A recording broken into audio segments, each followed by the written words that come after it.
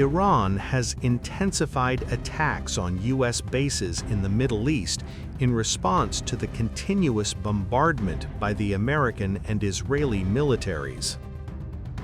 A huge explosion was reported at Ali Al-Salem Air Base in Kuwait, according to reports. The base is home to the United States Air Force's 386th Air Expeditionary Wing and the United States Marine Corps. The pro-Iran militant group in Iraq, Islamic Resistance, claimed responsibility for the attack in a post on Telegram. The Iran-linked armed group said the base was attacked using drones. It further added, quote, "We confirm that our operations are continuing at an escalating pace, and we direct civilians to stay away from the presence of the American occupation or agents and traitors," unquote. The Kuwaiti base, housing U.S. military, has been attacked several times since the war broke out on February 28th. On March 8th, a viral video showed an American soldier filming the moment an Iranian Shahed 136 hit a radome tower at Ali Al-Salem Air Base. The fresh attack came a day after IRGC launched a back-to-back assault on the U.S. Al-Uderei helicopter base in Kuwait. Amid mounting retaliatory attacks, the U.S. had earlier announced it was closing its embassy in Kuwait.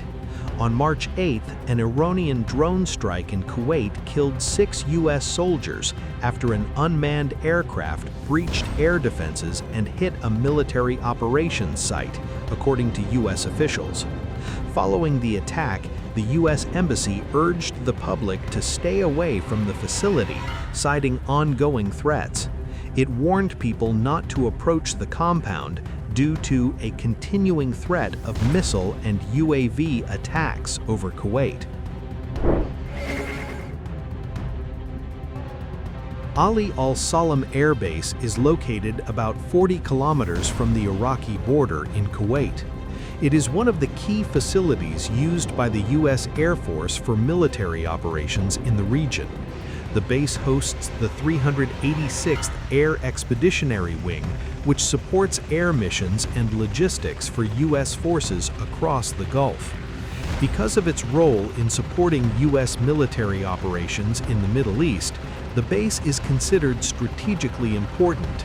It has been among the facilities linked to U.S. forces in the region that have come under threat during the ongoing conflict involving Iran, the United States, and its allies.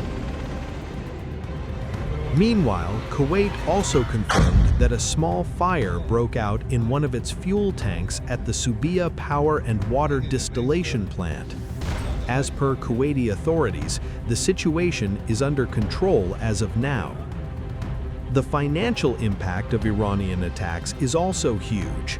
Kuwait has already announced that it has cut oil production and refining output because tankers cannot transit the Persian Gulf due to threats from Iran. Gulf Arab oil producers like Kuwait export their barrels through the strait. The narrow waterway is the only way to enter or exit the Persian Gulf. About 20% of global oil consumption is exported through the strait. The Arab monarchy described the output reduction as a precautionary measure that will be reviewed as the situation develops. Kuwait is the 5th largest oil producer in OPEC. It produced about 2.6 million barrels per day in January.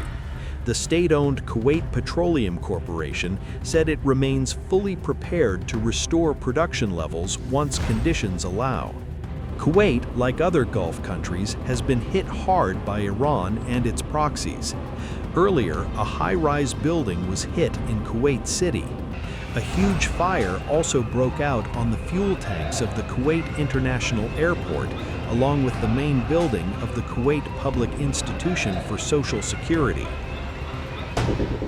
The Middle East is now in flames as Iran escalates its retaliatory campaign against American military targets across the region. Following a devastating strike on the U.S. naval base in Bahrain, the Islamic Revolution Guards Corps, or IRGC, has launched a back-to-back assault on the U.S. Al-Uderei helicopter base in Kuwait. According to the IRGC, their combined drone and ballistic missile operation precisely struck critical facilities at the base, including helicopter maintenance and refueling areas, fuel depots, aircraft, and the command building, causing severe damage. The attack reportedly sparked a massive fire, with thick black smoke visible for miles, a grim signal of Iran's growing reach. Al-Uderei is no ordinary installation. Located near Kuwait City, it is a vital hub for U.S. rotary wing aircraft operating throughout Iraq and the broader Gulf region.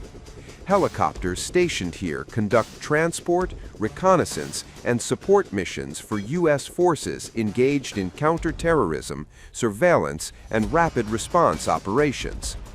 Its strategic importance makes it a prime target for Tehran, which aims to disrupt American mobility and logistics across the Middle East.